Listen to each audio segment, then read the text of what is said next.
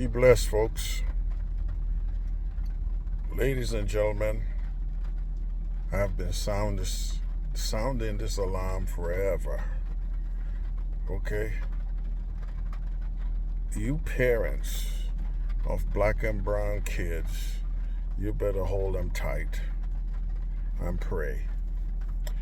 The book says, in the future, the love will wax cold. Look what's happening to us while the love is lukewarm. Look what you think is going to happen to us in the future when the love waxes cold. I'm saying this because of certain things that's been happening. I don't know. Maybe Donald Trump was the coming of the white Messiah, because a lot of these people supposed to be educated and know better, has gone stark out of their minds. Maybe they have this pent-up feeling, and Donald Trump gave them the pathway to air it out. And most of you black folks and brown folks and whatever you are who condone this kind of behavior, don't worry. Your kids have to live in this world also. Your kids got to grow up in this society also. You think you're immune. Just wait till the love wax colder. I'm saying this because a lot of people do not understand the difference between tolerance and acceptance. Okay? No law could force anybody to accept anything. They could force you to tolerate. And that's what's been happening all this time, until a lot of the barriers, like you see, has been eroded. Lines have been blurred. You got to remember, the Constitution didn't include us. Frankly, we weren't even considered human. So there were certain things that were added for protection, okay? Because of man's innate ability to do wrong. We have this propensity to do wrong. So the laws to tolerate was put in there. Well, these Supreme Court justices that the Republican Party stole, they knew exactly what they wanted to do, and this is what they're doing. Now, folks, they would tell you that, oh yes, things are different now. We don't need these affirmative action programs. We don't need no protection. Oh, really? Okay. Turn to Mississippi. Two of the blackest cities in Mississippi. Okay. Judges are normally elected. Mississippi has a two-tier system. Okay. I think they appointed judges and lawyers to take care of the white side of the black city. So the normal course of jurisprudence is not adequate enough to take care of the white side of Mississippi. So they implemented a two-tier system, two-tier justice, just like it used to happen in the past.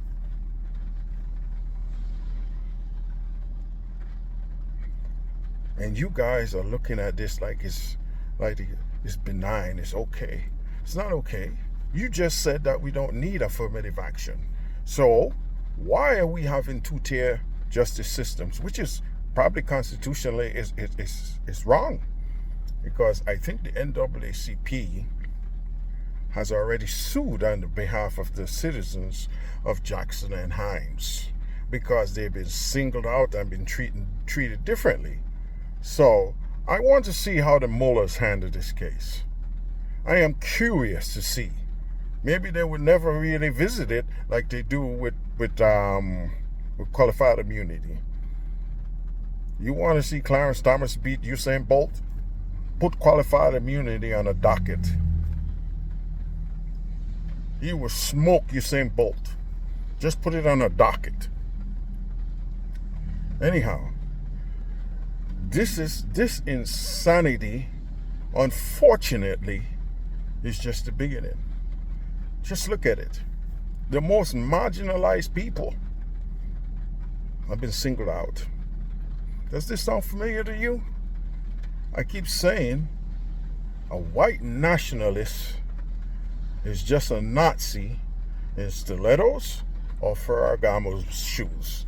They just took the boots off and wearing tailor-made clothes now. The ideology is the same. It remains the same.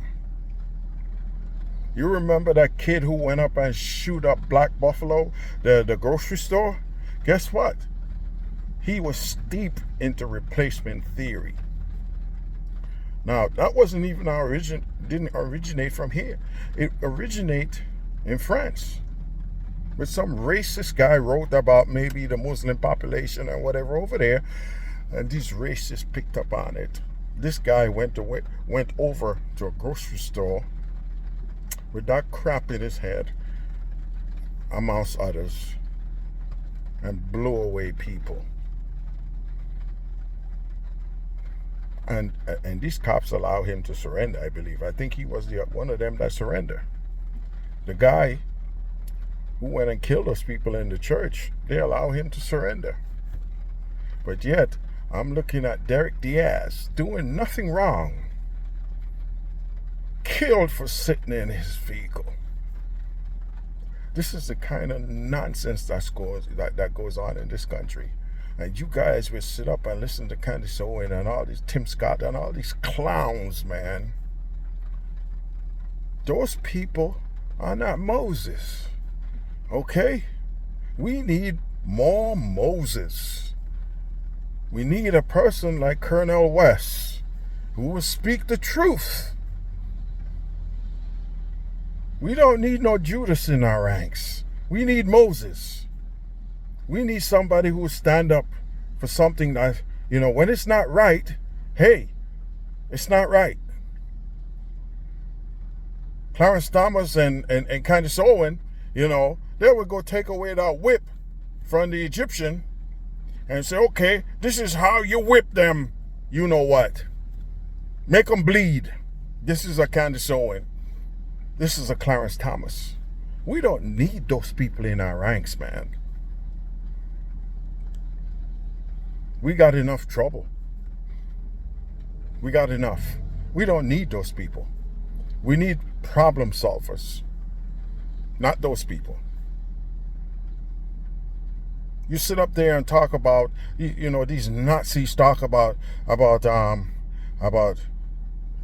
CRT and whatever. Isn't having a white Jesus CRT? Isn't that part of critical race theory? That Jesus is white? Isn't it? I enjoyed it. My kids enjoyed it. Thank God I have some sense. I taught them differently. But there's a white Jesus everywhere you could think about. Isn't that critical race theory? There are probably white Jesuses in the high schools. Isn't that critical race theory? I'm talking crap about Abraham Lincoln freed the slaves. Isn't that woke ideology? What slave did Lincoln freed? He said the slaves in the rebellious states. So the states that weren't rebellious, okay, slavery is okay. Isn't that woke ideology you guys teach? I don't know about you guys, but we have some foul wind blowing in this country. 2023, we have to be going to the Supreme Court and arguing, maps drawn for voting. Imagine that. One man, one vote. The only prerequisite, I think, is you got to be 18 and be a citizen. That's the only prerequisite. Why are we fighting over such mundane issues surrounded by lies? Why?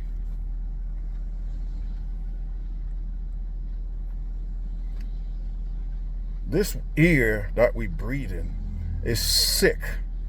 Okay? America is imploding. We are singling out the most vulnerable people in our society. Who did that? The Nazis did that. They started taking books that Jewish authors wrote, banning them. Then they start burning them. Then singling out people. Next thing you know, the people replace the books in the fire. This is the direction you guys are going. We're not allowed to single out individuals. I love God too, not the one most of you serve. My God ain't a white man. Sorry to say that, but this what it is. It's in the book. Read it. Hanging a white Jesus is CRT, is woke ideology. Look at the part of the world he came from. Talking about this is a Christian nation. Yeah, you go to church on Sunday, which is wrong in the old days, and then you pack a lunch, and right behind the church is a lynching tree. So you take little Billy from Sunday school to a lynching picnic, and you're talking about, oh yeah, we a Christian nation.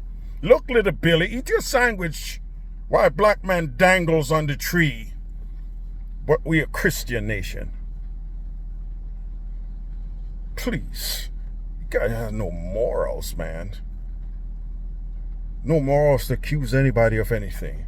I have learned, yes, of course, because of my religious teachings, I'm not allowed to be a homosexual or accept it.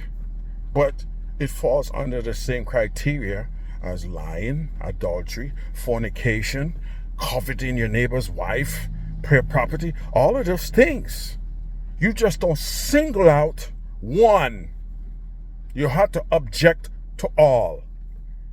And the objection is the lifestyle. You're not allowed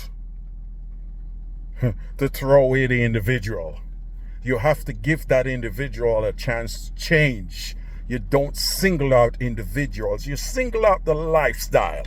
Folks, maybe I need to be charging you guys millions of dollars and preaching nonsense to you, but I don't want to be a preacher. I'm just letting you know that you cannot throw away the individual. Look at what Jesus did with the woman who they accused of being an adulteress. Okay? He told her, go and sin no more. He condemned the lifestyle and he released the individual to be changed. Because change is possible. My God is big. He could do anything. It's just like the thief on the cross. He lived that life all of his life. And at the last moment, he realized that he was wrong and he asked for forgiveness. It's the same thing in that story. But you guys like pointing fingers and, you know, and always think that you got a direct line to God and all of this nonsense, man. You guys are fools. Actually, you're dooming yourself. The book says it's your words that defile you. It's what's coming out. So every time you point a finger and pass your tongue on an individual, because the individual appears to have not a lifestyle like yours, you're going to throw them in hellfire. That's not how it works. You can't throw away the individual. You throw away the lifestyle, folks. The lifestyle. You're constantly setting stumbling blocks for gay people and whatever, knowing we have a constitution of tolerance. This is the law of the land. What part of that you don't understand? You got to tolerate those people and accept that one day the possibility they might change their lifestyle around. So it's going to have a bunch of gawkers in that line, because you're going to be pointing your finger and say, hey, wasn't he such and such? What is he doing in that line with the sheep? And you'll be standing over there getting judged like a goat. You know why? Because you have a goat mouth. That's just the island talk, you know. Goats eat anything. Most of the things that they eat catch hell to grow back. So people used to say that, hey, you goat mount me. That's what it is. You goat mount people, and you're going to end up in a goat line. Pure and simple. Constantly attacking the lesser among you. Is that what Jesus said to do? Constantly. But you know what? I rejoice on the attack. It's just like, who was the apostle that was beaten? Was it Paul? The book says Paul went away rejoiceful. You know why? Because he knew what his mission was and he knew what he's about. So keep beating up on people like me. I go away joyful because I know those scriptures are written about my people, the original Israelites. Nobody has suffered this long. And the book says it's going to continue until the Elohim arrives. Folks, you got to get back to the God of Isaac, Jacob, and Abraham, man. Stop worshiping that European God. That's not ours. This is self-rescue time. The Elohim says he's going to do a gathering. But for in the meantime, we got to rescue ourselves. Stop putting your faith in man. The book says you do that, a guy would sell his own mother for a piece of bread. I think all that we're doing is setting up the table for the Antichrist, man. I'm telling you, it'd be so easy for him to take over. Look what we're doing. He's going to say, no, I'm God.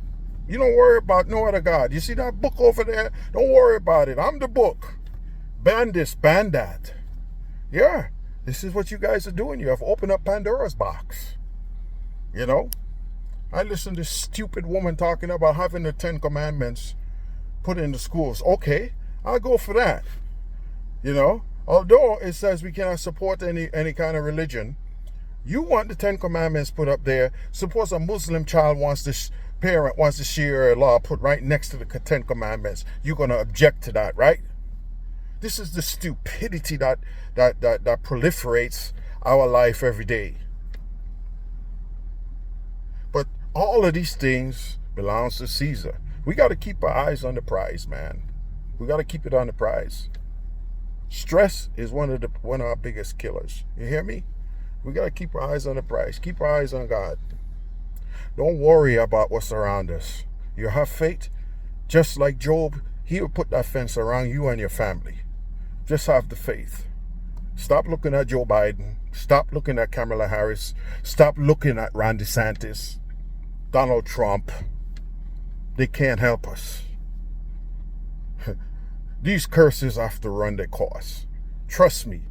Read Deuteronomy. It's in there.